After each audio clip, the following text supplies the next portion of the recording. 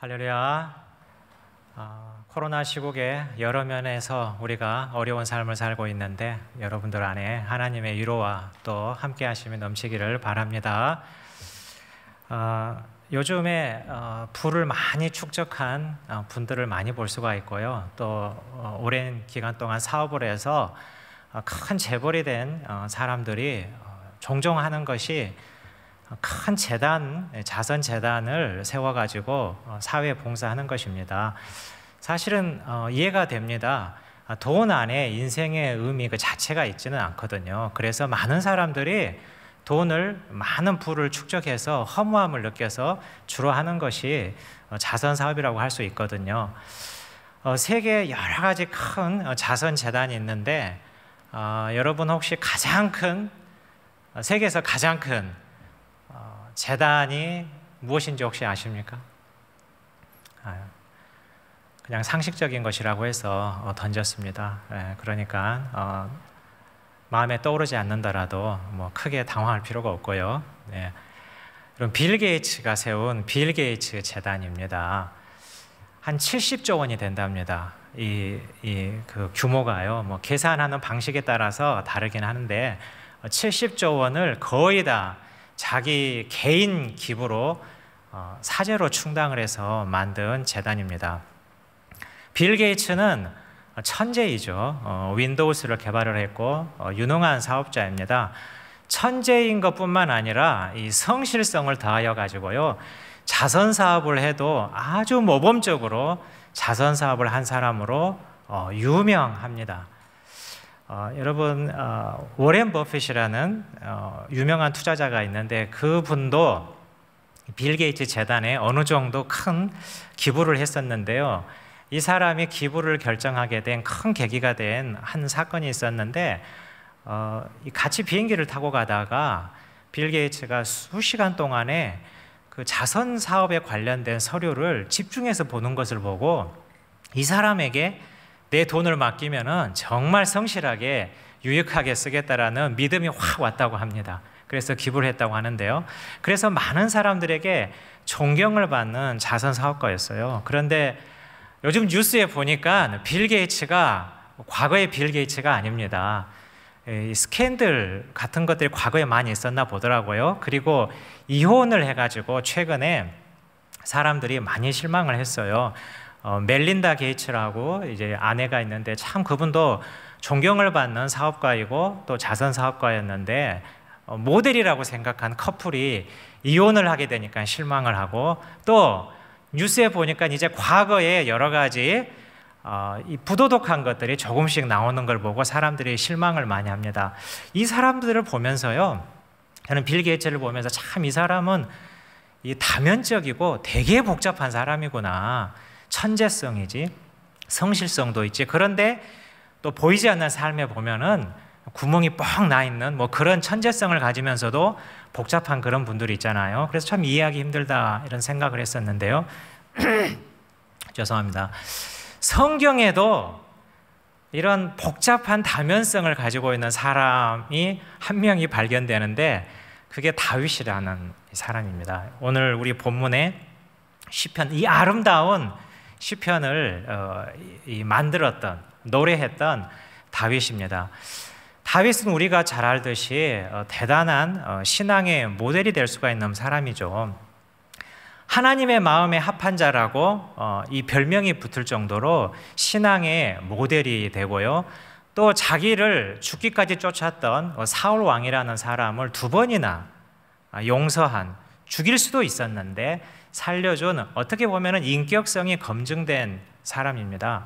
그리고 천재적인 부분도 많이 있었죠. 이 사람은 유명한 이제 음악가라고 할 수가 있습니다. 그리고 20세 전에 골리앗을 죽임으로 인하여서 이스라엘 전역에 전국구 스타가 될 정도로 유명한 인기몰이를 했었고요. 또 그 덕에 왕의 사위까지 되었습니다. 그러니까 왕의 공주와 결혼을 할 정도로 어떻게 보면은 천재성을 가지고 또 신앙의 모델이 될 수도 있고 그런 사람이었는데요. 그 사람의 이면을 자세히 살펴보면은 일단은 실수가 많았어요. 어떤 실패가 많았고요. 그 다음에 더 자세히 보면은 아픔이 많았어요. 상처도 상당히 많았어요. 그래서 여러 가지 그 삶에 있어서 좀 부끄러운 일들, 이러한 것들을 범하게 되는 것도 볼 수가 있습니다. 그래서 시편을 읽어보면은 막 애끓는 그 외침이라든지 감정이 호소하는, 그의 아픔을 해소하는 그러한 장면들을 보게 되는데, 다윗의 이런 깊은 내면에 이 뒤에 있는 그 삶의 뒤에 있는 부분을 봤었을 때, 아, 이래서 다윗이 이렇게 애끓게 간절히 하나님께 나와서 부르짖었구나, 좀 이해가 되는 부분이 있었습니다. 오늘 본문의 5절에 보면 환난날이라는 말이 있는데요, 어떻게 보면은 다윗의 삶은 환란의 연속이었다고 볼 수가 있었어요. 그런데 결론적으로 봤었을 때 다윗의 삶을 보면은 그의 삶이 하나님 안에서 하나님의 뜻을 이루면서 삶을 맞춰가는 것을 볼 수가 있어요. 우리가 보통 사람들을 봤었을 때 이러한 아픔과 다면적이고 약간의 성격적인 어려움이 있는 사람들을 봤었을 때 쉽지가 않거든요. 여기에서 우리는 하나님의 놀라운 은혜와 또 다윗의 신앙의 모습을 한 번 더 살펴보게 되는 그런 교훈을 얻게 됩니다. 그래서 저는요, 여러분과 함께 오늘 일단은 다윗의 삶을 또 아픔들을 좀 살펴보고, 다윗의 어떤 부분이 이러한 아픔을 극복하고 하나님이 그에게 맡겨주신 삶의 목적을 이루고 삶을 마치게 되었는가, 이것을 좀 알아보도록 하겠습니다. 일단 다윗은 부도덕한 도덕적인 죄가 많았죠. 여러분들이 알다시피 이 밧세바와 간음을 하였지 않습니까? 그리고 거기서만 끝나는 것이 아니라 밧세바의 남편 우리아를 살인을 했습니다. 이 살인도 여러 가지 종류가 있어요. 그런데 가장 심한 게 1급 살인입니다. 이것은 세심한 계획을 해서 살인의 의도를 가지고 살인을 했었을 때, 그래서 재판에 가서도 이게 아주 중요한 이 다툼의 여지가 되고 판결의 중요한 포인트가 되거든요. 이 다윗은 어떻게 보면 대단한 부도덕한 좋지 않는 마음으로 우리아를 살인을 하였습니다. 그래서 하나님께 큰 징계도 받고, 그것 때문에 그 가족 안에 계속해서 어려운 일들을 경험하는 것을 볼 수가 있습니다. 그리고 이 가족 간의 갈등들도 꽤 많이 있었는데요. 여러 아들, 딸들이 있었어요. 그런데 암논이라는 장남이 있었습니다. 이제 왕이 될 사람인데, 그 암논이 배다른 그 자매, 이 형제를 다말이라는 다윗의 딸을 강간을 하는 사건이 있었어요. 대단한 가족에서는 충격적인 일이죠. 그런데 다윗이 이 사건을 처리하는 부분을 보면은 그냥 두리뭉실하게 그냥 넘어가 버립니다. 그래서 이 다말의 오빠인 압살롬이 마음에 앙심을 품게 돼요. 그래서 결국에는 압살롬이 반란을 일으키고, 그 반란에 의해서 다윗이 수치심으로 쫓겨다니고, 또 가족 안에 여러 가지 창피한 일들이 벌어지게 됩니다. 이런 이 다윗의 이 약간의 좀 부도덕하면서 또 어떤 성격적인 어려운 면이 있었을 때, 제가 이제 상담을 공부하고 또 상담을 가르치는 사람이라 다윗의 좀 삶이 궁금했어요. 그래서 다윗의 개인사를 성경을 보면서 조금 조사를 해봤습니다. 오늘 본문 10절에 우리가 읽은 부분에 보면은 부모는 나를 버렸사오니, 이 말이 나오잖아요. 시편에서 다윗이 굳이 이렇게 말을 한다는 것은 정말 버린 거예요. 이게 은유적으로 하는 게 아니고 부모에게서 어떠한 부당한 대우를, 버림을 받은 어떤 뭐가 있는 것 같아요. 성경에는 자세히 나오지 않는데요.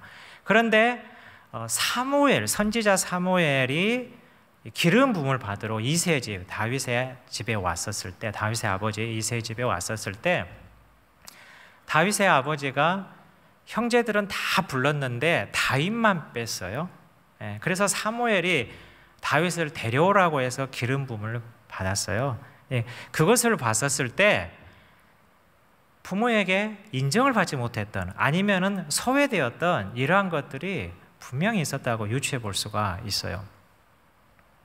그래서 보면은 다윗이 왕이 되었는데요, 후에 왕이 되었었을 때 부모에 대한 기록이 거의 안 나와요. 많은 것을 좀 생각을 하게 하는 부분이죠. 부모들하고도 관계도 약간의 어려움이 있었겠다 생각이 드는데, 형제들하고의 관계도 쉽지 않은 것을 볼 수가 있어요. 사무엘상 17장 28절에 보면은요, 골리앗과 싸우는 장면에서 이런 장면이 나와요. 큰형이 다윗에게 하는 장면이에요. 다윗이 어떠한 상태를 살피려고 아버지의 심부름으로 와서 형을 만났는데, 큰형이 엘리압이 이렇게 말하는 것입니다. 다윗이 사람들에게 하는 말을 들은지라.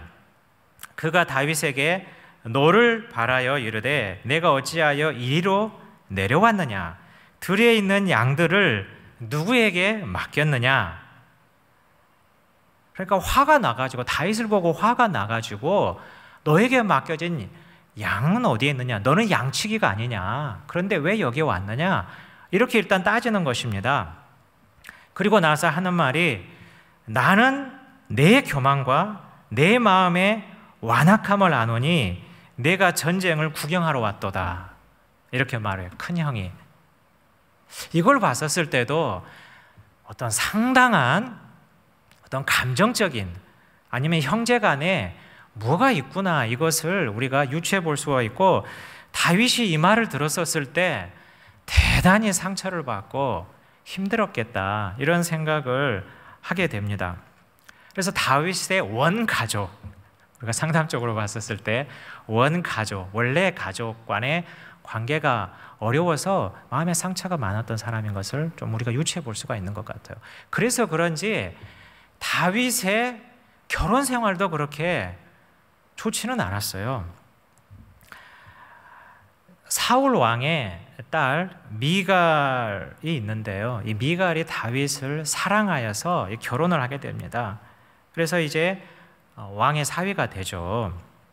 그리고 나중에 보면은 사울 왕이 죽이려고 할 때 미갈이 구해주는 장면도 있어요. 그래서 미갈이 구해줘서 이렇게 도망치게 되는 장면이 있어요.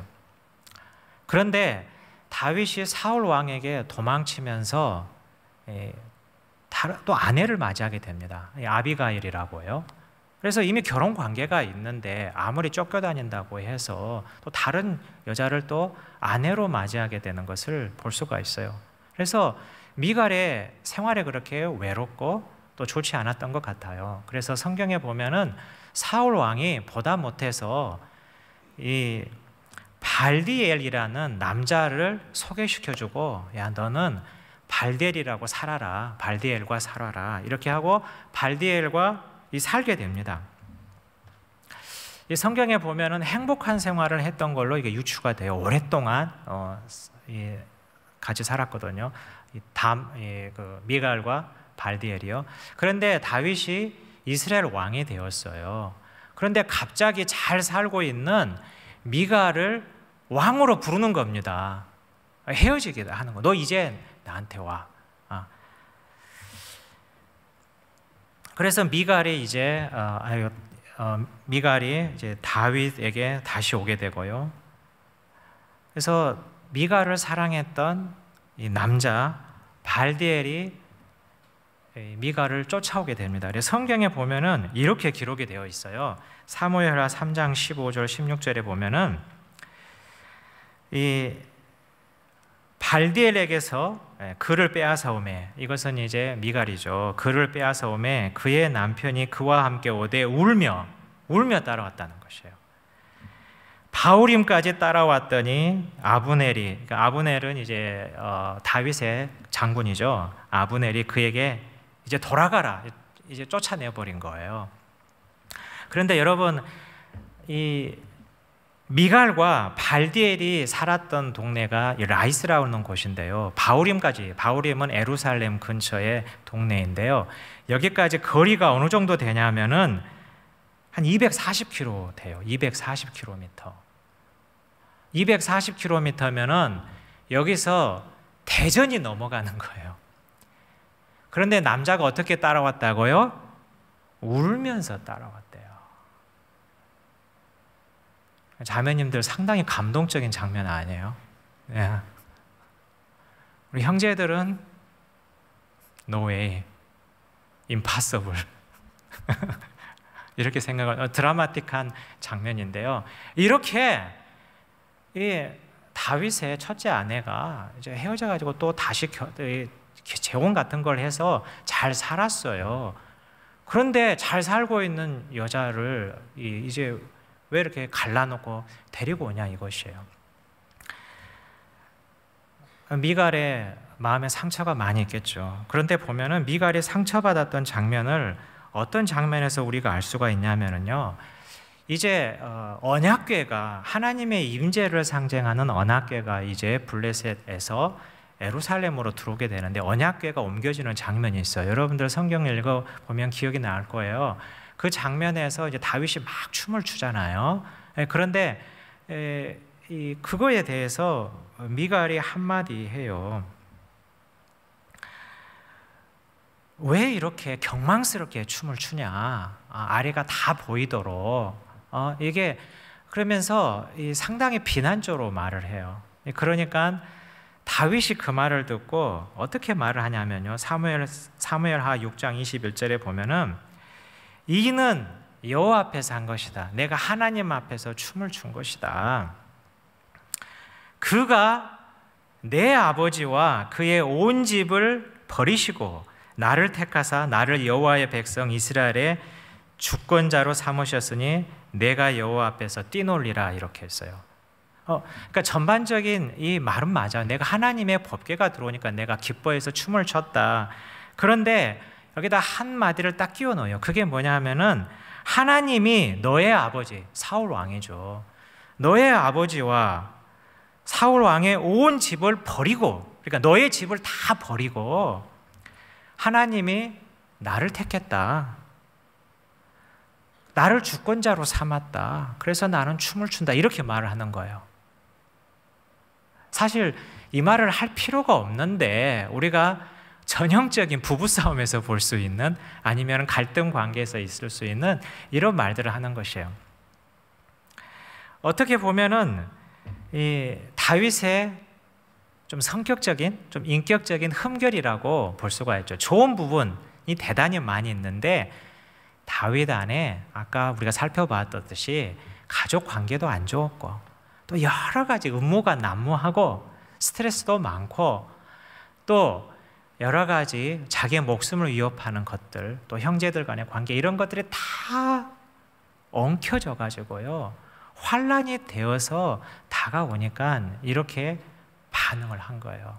저는 이러한 다윗의 모습을 보면서 상황은 좀 다르지만은, 위치는 다르지만은 우리가 고난에 처할 때, 고통에 처할 때 우리의 모습과 비슷하지 않나 이런 생각을 해봅니다.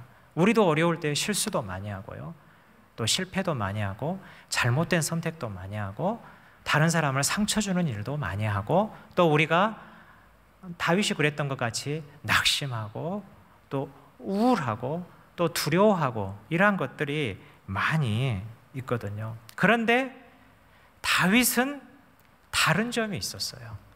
그 다른 점이 있었기 때문에 그가 하나님의 뜻을 이루고 하나님 안에서 온전히 삶을 마칠 수 있었어요. 그렇지 않았더라면은 다윗과 같은 그런 내면의 아픔이 있고 권력을 가지고 있는 사람들을 보면은요, 방탕해지거나 폭군이 되거나 자기를 해코지 하는 사람들, 또 망상장애 같은 거, 편집증적인 이런 게 있어가지고 대적들을 잡아 죽이거나 아니면 잘못된 결정을 해가지고 나라를 어지럽게 하거나 이런 것들을 충분히 볼 수가 있거든요. 그러면 다윗의 어떤 부분이 어떤 부분이 좀 다를까? 오늘 본문 4절에 보면은요, 이런 말씀이 나와요. 내가 여호와께 바라는 한 가지 일, 그것을 구하리니 곧 내가 내 평생에 여호와의 집에 살면서 여호와의 아름다움을 바라보며 그의 성전에서 사모하는 그것이라. 그것이에요. 그러니까 다윗에게는 여러 가지 하고 싶은 것들이 많이 있었지만은 정말 그 중에서 단 한 가지 하나님께 바란다면은 하나님의 전에 나와서 하나님의 아름다움을 보며 그리고 그의 전을 사모하는 그것이라고 했어요. 그 전을 사모한다는 게 무엇일까? 간절히 바란다는 게 무엇일까? 우리가 여러 가지 것들을 살펴볼 수가 있지만은요, 다윗은 그 전을 말할 때 5절에 보면은 다른 표현을 하나 했는데 초막 또는 장막이라는 말을 썼어요. 오늘 본문에 보면은요, 장막에서 텐트라는 말인데요, 장막. 이것은 성전이라기보다는 텐트를 말을 한데 이것이 가리키는 건 뭐냐면은 다윗의 장막이라는 것입니다. 다윗의 텐트라는 것이에요. 다윗에게 있어서 하나님의 전을 사모한다는 것은 그 다윗의 텐트에 얽혀져 있는 의미를 알았었을 때 우리가 다윗이 그의 전을 간절히 사모한다는 게 무엇일까 우리가 이해할 수 있는 것입니다. 사도행전 15장 16절에 보면은 이러한 말씀이 나와요.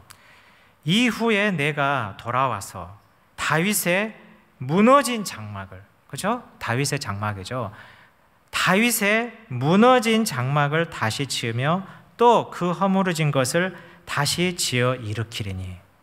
이스라엘이 멸망을 했으니까 다윗의 장막도 무너졌죠. 그리고 그 후에 다윗의 장막 후에 솔로몬의 성전이 생겼기 때문에 더 이상 이제 없죠. 그런데 하나님께서 야고보 감독을 통하여서 말을 할 때 내가 다시 다윗의 장막을 일으키겠다라고 해요. 이 모세의 성막도 있어요. 율법을 받은 모세의 성막도 대단히 중요해요. 성경에서. 그리고 놀랍고 아름다운 웅장한 솔로몬의 성전도 있어요. 그런데 그걸 말하지 않고 하나님께서 다윗의 장막을 일으키겠다 이렇게 약속하신 것은 다윗의 장막에 갖는 특별한 의미가 있는 것입니다. 다윗의 장막은요 여러 가지 특징이 있는데 이 텐트인데 지성소, 이 언약궤, 이 법궤를 두는 언약궤를 두는 지성소와 또 성소가 있는데 이 성전과 성막에서는요 그걸 가리고 있는 휘장이 없어요. 휘장이 없습니다. 그래서 하나님의 임재를 상징하는 그 언약궤가 뚫려 있는 거예요. 그래서 그 안에 들어가면은 누구나 접근을 할 수가 있는 것입니다. 이것은 복음적으로 우리 성경에서도 나왔듯이 예수께서 십자가에 못 박히시고 이제 죽으셨을 때 이 휘장이 갈라지잖아요. 그리스도 안에서의 하나님과의 친밀한 교제, 바로 교제할 수 있는 이러한 복음적인 의미가 구원사적으로 들어있는 중요한 것이에요. 그런데 이미 다윗의 장막 안에는요 이미 휘장이 없었던 것입니다. 예. 그러니까 바로 나오라, 하나님께 하나님의 임재 앞에 바로 나오라 이 뜻을 가지고 있어요. 이것을 조금 다윗의 상황 또 다윗의 시편에 적용을 해보면요 어떠한 상황에 있든지 하나님께 염치 없이 바로 나와도 된다는 것이에요. 어떠한 조건을 걸 필요가 없다는 것입니다. 무슨 죄를 지었든지 간음을 했든지 우리아를 죽였든지 또 너가 잘못된 선택을 해서 많은 백성의 고난을 받았든지 그 죄의 무게를 생각하지 말고 하나님의 임재 앞에 그냥 나오라는 것입니다.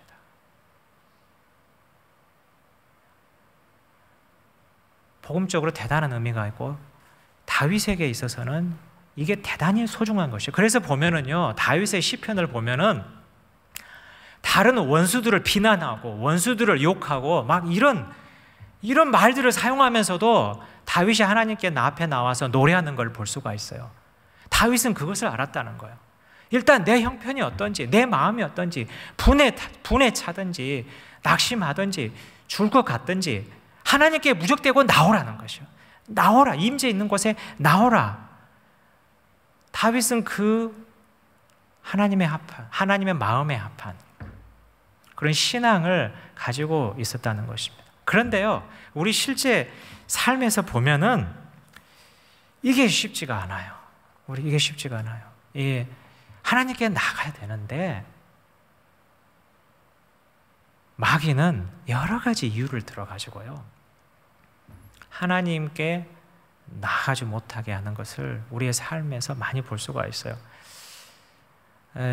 제가 이 상담을 하다 보면은요, 이 어려움, 다 신앙인들인데 여러 가지 고통, 어려움, 마음의 아픔들이 있어서 상담을 받으러 오죠. 그런데 제가 안타까운 것은요, 그런 어려움, 고통 가운데 있어서 처음에는 하나님을 의지를 해요. 그런데 시간이 좀 지나니까요, 신앙도 떨어지더라 이거예요.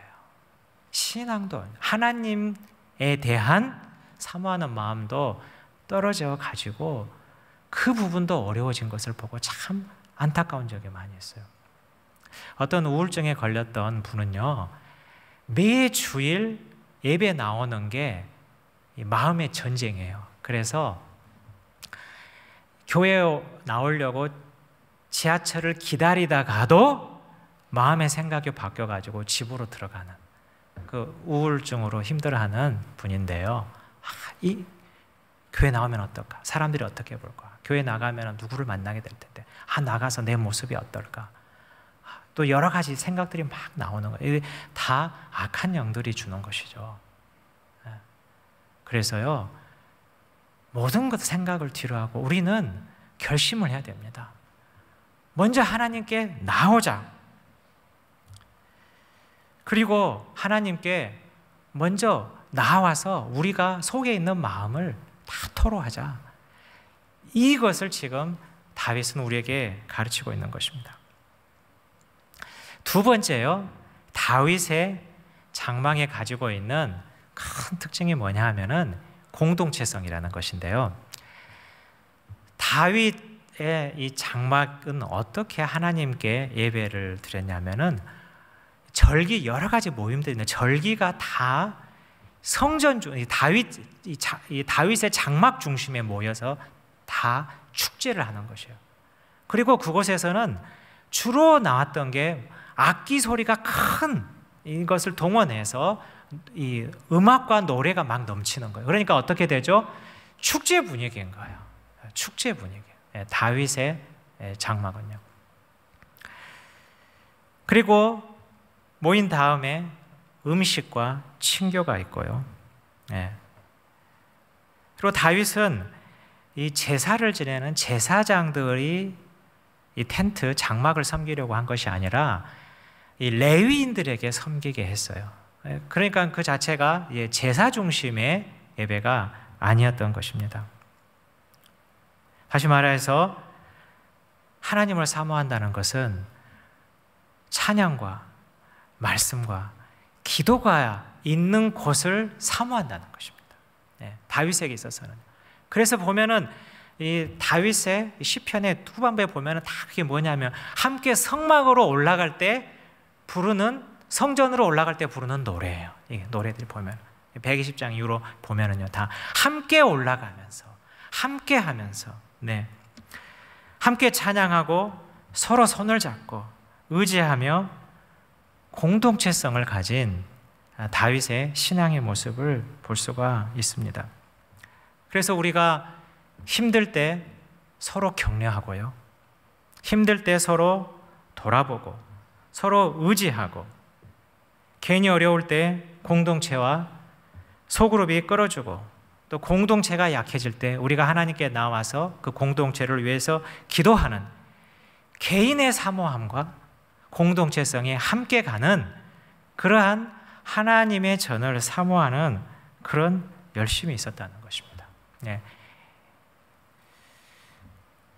우리가 이렇게 했었을 때 저는 한 두 가지 우리 실제적인 삶에 유익이 있다는 것을 여러분과 나누고 싶어요. 첫째는 우리가 어려움 가운데라도 정말 어떻게 보면은 염치 없이 하나님께 나오면은요, 하나님께서 우리의 마음과 생각을 지켜주셔서 망하지 않게 합니다.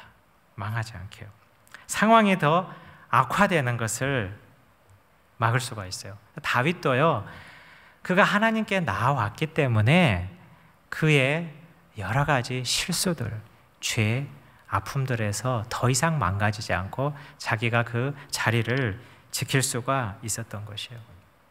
여러분, 다윗이 말년이 사실은 상당히 그렇게 좋아 보이진 않아요. 다윗이 밧세바와 간음을 하고 우리아를 죽은 뒤에 다윗은 영적으로 하얀 곡선을 그리고 있는 것을 성경에 볼 수가 있어요. 그래서 다윗의 마지막 말년은 어떻게 보면은 일 이런 걸로 봤었을 때는 그렇게 아름답지가 않아요. 그런데 다윗이 한 가지 그가 마지막 말년에 여러 가지 기력이 없고 힘이 듦에도 불구하고 집중했던 게 솔로몬의 성전 건축을 거의 완벽하게 준비하는 거였어요. 수년간에 걸쳐서요. 네. 돌을 준비하고 백향목을 준비하고 성전의 설계도를 준비하고 또 제사장의 직분을 준비하고 이러한 것들을 볼 수가 있었어요.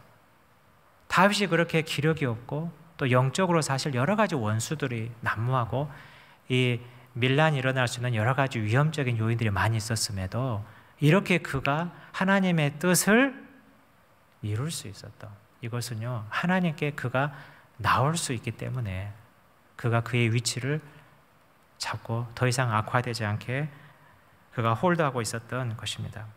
우리에게도요, 여러 가지 어려움이 있을 수가 있어요. 네, 사실 어려움이 많이 있죠.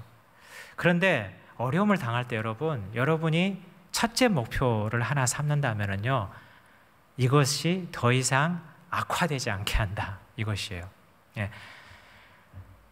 관계가 어려운 사람들이 많이 있죠. 그런데 이게 악화되면 어떻게 되죠? 관계가 단절이 되는 것이에요. 예. 낙심이 들고 또 절망하고 이럴 때가 많이 있죠. 그런데 이러한 것들에 악화되면은요, 이제 우울증이 되는 것이죠. 문제가 좀 더 심각해지는 것이죠. 이러한 악화되는 것을 막게 해주는 거 하나님께 나올 때 가능합니다. 왜 그럴까요? 하나님께서 신기하게 우리의 마음과 생각을 지켜주시기 때문입니다. 그리고 그렇게 될 때 두 번째로 여러분들과 좀 나누고 싶은 내용은요, 환경을 보면은 사실은 쉽지 않는데 우리의 마음이 미세하게 긍정적인 방향으로 기울게 되는 것을 볼 수가 있어요. 이거는 정말 하나님께서, 성령께서 신비하게 역사하는 것입니다. 13절에 보면은요, 오늘 27편 13절에 보면은 내가 산자의 땅에 있으며 여호와의 은혜 볼 것을 믿었도다, 이렇게 했어요. 그 어려운 가운데서도 내가 산자의 땅에 있게 될 것이다 라고 했어요. 이 산자의 땅의 반대말은 죽은 자의 땅이죠. 예. 우리가 어려움에 있었고 고통 가운데 있었을 때는요, 극심한 어려움에 있었을 때는 마치 사망 가운데 있는 것 같아요. 우리가 살아있으나 죽은 것 같아요, 정말. 예. 다윗도 어려울 때 그런 느낌을 받았던 것 같아요. 그런데 내가 산자의 땅에 있게 된다. 이건 뭐죠? 산자의 땅이라는 것은 지금 현실 세계를 말해요. 우리가 지금 움직이는 현실 세계를 말해요. 이것을 볼 수 있게 해주고, 그리고 나의 삶, 나의 현재의 삶에서 하나님의 선하심, 은혜가 볼 것을 믿었다, 이렇게 말하는 것을 볼 수가 있습니다. 여러분, 제가 이 신학을 한국에서는 제가 하지 않고 미국에서 신학 공부를 했어요. 그래서 신학교 한 1, 2년간은 제가 너무 힘들었어요. 영어도 잘 준비가 안 돼가지고 그냥 입학을 해서 공부를 했습니다. 그래서 제가 미국 신학교 친구들 도움을 많이 받았는데 학기말 때 정말 힘들었어요. 내가 정말 살아있나 싶을 정도로 그 많은 시험과 그리고 그 많은 그 페이퍼들, 리포트들을 다 작성하는데 학기 말 정말 힘든 그 상황이 있었는데 그 미국 친구들이요 저에게 자주 해주는 말이 있었어요. 그게 뭐냐 하면은 hang in there라는 말이에요. hang in there, hang in there. 여기 여러분 보이죠? 아주 중요한 수거입니다, 여러분. 사용할 수 있는 hang in there. 예. 이 말에서 hang in there, 준 hang in there 이렇게 어깨를 툭툭 치면서 이런 말을 해줬어요. 이 hang in there가 그곳에 걸려져 있어라, 매달려 있어라. 문법적으로 이제 이게 그냥 리더럴리 그냥 문자적으로는 이런 뜻이 될 수가 있겠는데 버텨라 이 말이죠. 버텨라, 잠깐 버텨라. 너의 어려움이 오래가지 않고 That will be okay. 많은 것이 이제 모든 것이 좋아질 것이다. 이런 말이에요. hang in there. 그다음 두 번째가 너가 있는 그 자리를 지켜라. 어렵다고 할지라도 너의 그 학생으로서의 위치, 전도사로의 위치, 가정에서 남편으로서의 위치, 그것을 지키면서 잃지 말고 그것을 지키면서 너가 지금 하고 있는 학업에 집중을 해라. 상당히 권면이 되면서도 격려가 되는 거야. 너 조금만 버텨. 이 고통이 오래가지 않아. 괜찮을 거야. 이런 말이에요. 하나님께서요 어려움에 있는 우리에게, 우리가 하나님께 나올 때 여러 가지 은혜로운 말 중에 하나가 저는 행인되어라고 생각을 해요. 내 안에서 조금만 참아. 조금만 그 자리에서 버티고 있어. 고통은 영원하지 않아. 고통은 영원하지 않고 언젠가는 좋은 날이 올 것이다. 이러한 소망의 메시지를 줄 것입니다. 그리고요, 우리가 다윗의 장막은 공동체성을 갖기 때문에 주의전을 사모한다면은 우리 안에 또 내 옆에 있는 형제 자매가 힘들 때 친구에게 hang in there 이런 말을 해줄 수 있는 여유와 또 그들을 향한 사랑도 있을 줄로 믿습니다. 여러분, 하나님 안에서 여러분 코로나 시국이 쉽지 않고 여러 가지 어려움이 있을지라도 hang in there 그 자리를 지키시고 하나님 안에 머물기를 축원합니다. 네, 우리 일어나셔서 찬양 한 곡 하겠습니다.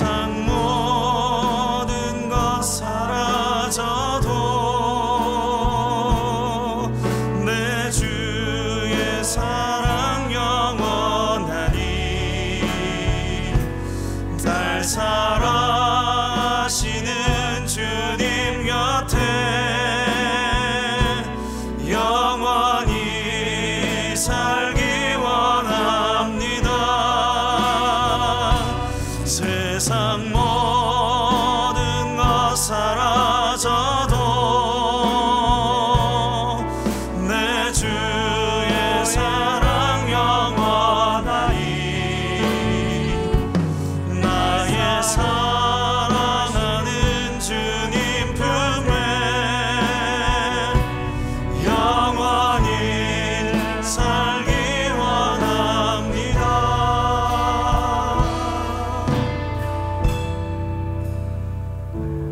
기도하겠습니다. 이제는 우리 주 예수 그리스도의 은혜와 하나님 아버지의 극진하신 사랑과 성령님의 인도하심과 교통하심이 우리가 어려운 가운데 임에도 불구하고 우리의 마음을 다하여 주의 전을 사모하고자 하는 결단하는 모든 사람들에게, 형제 자매들에게 영원히 있기를 축원하옵나이다. 아멘.